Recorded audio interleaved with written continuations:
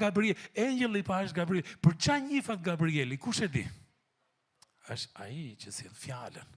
Sa herë që gjen shkrim përmendën Gabrieli, është ai që të sjell, që po sjell një fjalë nga Perëndia. Shikote Luka kapitulli 1, shkonte Maria, shkonte Elisabeta dhe gjithkohën është Marisë ta ti do të ngelesh shtatzan, do të lindesh një djalë, emri i tij do jetë Jezus, edhe Jezus çfarë thotë? Shpëtimtar. Është shumë bukur. Kështu që koha me Zotin fillon në fillim me çfarë? Me fjalën e Perëndisë, me Biblën. Bibla është sulmu dhe sulmoj gjithë kohës, por duke e fillu me Biblën ne sigurohemi, pavarësisht çdo gjëje, ne do t'i vendosim rrënjët, do stabilizohemi te shkrimi. E do njohim atë si autoritet të ditës, të jetës tonë. Cila është e dyta? Engjëlli i dytë. Engjëlli i dytë do përmend Mikaelin. Për çfarë njihet Mikaelin? Mikaeli njihet për lutjen. Është engjëlli që ndërmjetëson në lutje. Te Danieli kapitulli 10, kujt i kujtohet? Kur Danieli lutej, Mikaeli ç'a bënte? Luftonte në nivele frymërore për Danielin. Edhe është nivele frymërore që nuk ishte shikon syr. Kështu që së pari lexojmë Biblën, së dytë ti lutesh, bisedon, hap zemrën me Perëndin, edhe së treti, kush është engjëlli i tretë që përmenden në Bibël, që ka lidhje me muzikën? Është Luciferi që në fillim, edhe ishte ai që drejtonte gjithë korin e muzikës, gjithë adhurimin e bukur në qiell dhe ishte përgjegjës për këtë gjë, por tek Ezekieli thuhet ai u bë krenar, rebeloi ndaj Perëndisë, Perëndia e largoi nga prania e tij, edhe tash nuk quhet më Lucifer, quhet Satana, edhe bashkë me të shkuan 1/3 e engjëve. Tash jam kurioz, kush e ka zëvendësu? E sigur ai që e ka zëvendësu është çuni urt. Sepse është akoma aty. Çun, engjëjt kanë gjini engjëjt. Është engjëlli i përulur. Është engjëlli i përulur sepse vazhdon të drejtoj adhurimin edhe të qëndroj i përulur. Shiko, këto të treja përbëjnë elementet e gjërave që ndodhin në qiell. Është fjala, është lutja, është adhurimi. Këto të treja gjithashtu janë elementet e kohës tonë së bashku. Është fjala, është lutja, është adhurimi. Sigurohu që edhe në kohën tënde me Perëndin, ti ke përfshi këto treja. Që është fjala, që është lutja, që është adhurimi. Ja ta bëjmë çik më praktik, më meze fare. Aja, fillo duke kërkuar Perëndisë që të flas. Merre Biblën edhe lutë, thuaj Zot, po filloj leximin e shkrimit e do të pyes, a ke diçka për mua? Atë në emrin e Jezus, para se ta filloj leximin, a ke diçka specifike për mua? Edhe kur e lexon, Perëndia do të flas me një varg, edhe ai vargu do duket sikur është më i dukshëm se sa gjithë vargjet e tjera. Edhe me atë vargun medito, edhe pyet e veten, çfarë nënkupton për mua? Edhe gjithë kohës mendon për atë vargun. Edhe sigurisht nëse ti do ta lexosh Biblën online, ne kemi punu 3 muaj, 4 muaj vitin e shkuar që mund të kemi planin e leximit të Biblës online, edhe shumë i kollajt për t'i gjetur, madje është edhe në rend kohor. Kush e ka lexuar sot? Sot ishte tek Samuelit, po në rend kohor te Samuelit ishte vendosur Psalmi 18. Sepse ajo historia që po ndodh aty me Samuelin ka lidhje direkt me Psalmin 18, kur ai ka shkruar këtë psalm ku ka ndodhur kjo histori. Për aq quhet plani kronologjik i Biblës, sepse radhiten historitë në rend kohor, është shumë i bukur, shumë i veçantë. Kështu që nëse e ke lënë pas dore, rifilloje, nëse nuk e ke filloje. Edhe dyta është, masi ke lexuar shkrimin, ke marrë një varg, ke marrë një fjalë, kalo të ke dyta që është fol me Perëndin me anë lutjes.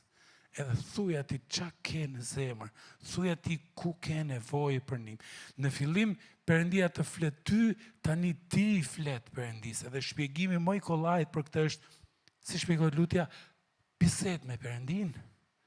Nuk është diçka që duhet me zgjedh fjalët, sepse nuk mund ta impresionosh Zotin. Zoti të njeh. Zotit njef, a mund të vi, unë madhe kemi 2 çuna, edhe të vi një nga çunat e të mësoj të marrë një fjalim nga çati, kështu të kuruar me fjalë bukura për të na prish mendjen mu dhe atës.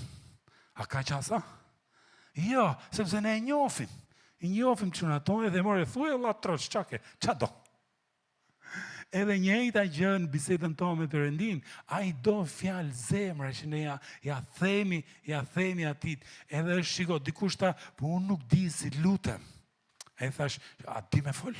Nëse di me fol, ti di mu lut? Pse? Sepse lutja është bisedë me Perëndin. Është kaq i thjeshtë, i thu atë që ndjen, ato që të rëndojnë, ato që të gëzojnë, ato që kërkon, që ai të bëj. Pastaj e treta ishte fjala, ishte lutja, ishte adhurimi. Edhe nuk e di, të kjo pjesa, dëgjoj një këngë adhurimi. Sigurisht që ke këngë të ICF-s, ke këngë YouTube pa fund, apo ke playlistin tënd të preferuar, por duket sikur kur dëgjon një këngë adhurimi në fund, sikur e mbyll, sikur e paketon bukur gjithë atë kohën.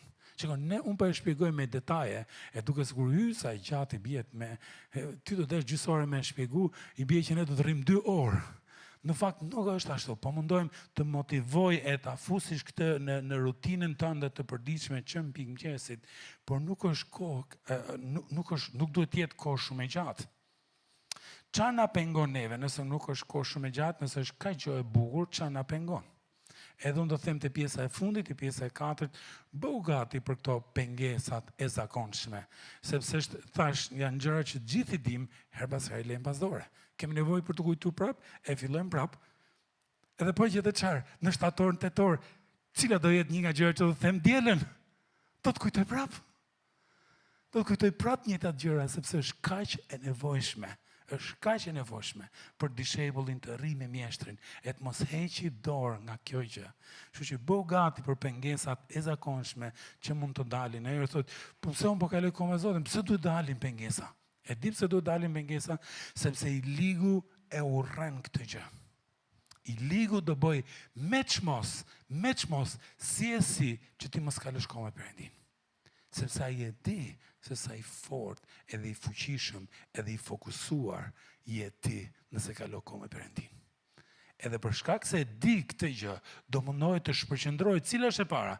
E para është pengesa e parë është mungesa e disiplinës. Është mendja, është shpërndar. Shiko, është gëzim kalosh kohë me Perëndin, edhe shumë qef, po ditë që s'ke qef. Po ditë që nuk të bëhet. Edhe nxitja ime do jetë, shiko, nuk është kohë për të kaluar kur ke qef. Nuk është kohë vetëm sot s'mbohet me kalu kohë me Zotin. Duhet të jetë disiplinë të vjen, apo s'të vjen, është si puna mjeshtrit. Nëse ai e ka ndamenin dishepulli për ta ndjek mjeshtrin, nuk është s'po vi sot punën mjeshtër se ashtu s'po vi. Është ora ti e ke ndamenin ti është dishepulli im, thot mjeshtri apo jo? Nëse po, atëherë të dua çdo ditë duke bërë këtë gjë. Edhe njëjta gjë me ne. Është mos hiq dorë, e ndjen apo s'e ndjen nga ajo koha që ti ke ndarë me vete për të kaluar me Perëndin. Cila është pengesa e dytë? Shumë shpërqendrime ose nuk janë vërë gjërat në prioritet. Shiko, kjo mund të jetë arsyeja pse nuk kalon kohë me Perëndin. Ti si robi keq, ti je si shpirt, thjesht shpërqendrosh kollaj. Thjesht u tohet mendja. Thjesht ka 100 gjëra të tjera. Edhe unë ta thash shpërqendrimin tim që janë ato pullat e kuqe ke telefoni, edhe cili është shpërqendrimi jot. Pengesa e tretë mund të jetë kjo. Mund të jetë kohë thatësire. Na njëherë kohë thatësirës është edhe test. Për test besnikërie. Qa do thot test besnikërie? A do vazhdosh të besosh Zotit në ditë mira dhe në ditë vështira? Sepse her pas here, edhe kur shikon Bibël, Elian, Danielin, apo gjithë tjerët, kam pas kohë të tilla, por është, shiko, e di ku dallohet koha thatësirës, kur ti vjen në kish, edhe nuk shijojnë më këngë të adhurimit. Mbaroj kënga, filloj kënga, nuk fare. Ose nuk vjen më në kish me gëzim duke sikur i tha, duke sikur të shkriju një lloj boshllëku, edhe prap do kthehesh atë kjo, mos e vlerëso kohën me Zotin në bazë të ndjesisë tënde. Ndjen apo nuk ndjen. Mos hiqdor, qëndroj disiplinuar me të njëjtën ritëm, jo çdo ditë në filan orë deri në filan orë, unë kaloj kohë me Perëndin. Se thash, thatësira mund të jetë test besnikërie, ato të qëndrosh besnik Zotit në çdo kohë, mund të jetë edhe mëkat që ke bërë, edhe akoma si ke kërku falje Perëndis dhe ke ti peshën e fajit, ndërkohë që duhet ja rrëfeje, do diktet e Perëndia peshë e fajit. Tjetra mund të jetë që nuk është fare shpirtërore. Thjesht je i lodh. Thjesht je pa gjumë. Ose thjesht si e mirë fizikisht. Shiko, nëse je në kohë të tilla, kërkoj dikujt që të lutet për ty.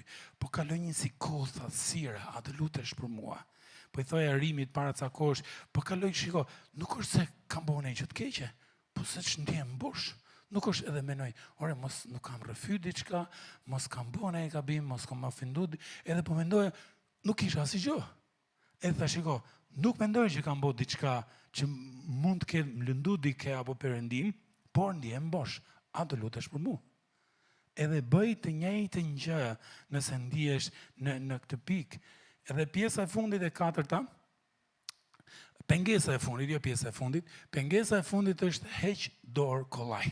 Shiko, ne si njerëz heqim dorë kollaj, se në fillim na motivon gjëja, sidomos në fillim një janar, që du bëjmë palestër, se do bëjmë fit këtë vit. Do bëjmë kaq kile, do bëjmë këtë, do bëjmë namin e zi. Edhe fillojmë me një ose s'ka marru baklavaj, as me 2, me 3 fillojmë palestrën. Edhe po e gjete kur në lëm palestra? Mas jave. Mas jave, mas 2 javësh, edhe nuk është puna me kohën me Zotin, ne këtë punë e kemi me përkushtimet në shumë gjëra. Do bëj këtë, do bëj atë. Heqim dorë kollaj, edhe ritmi i përditshëm ka nevojë me qenë i përditshëm për çdo gjë. Edhe aq më shumë me kohën me Zotin.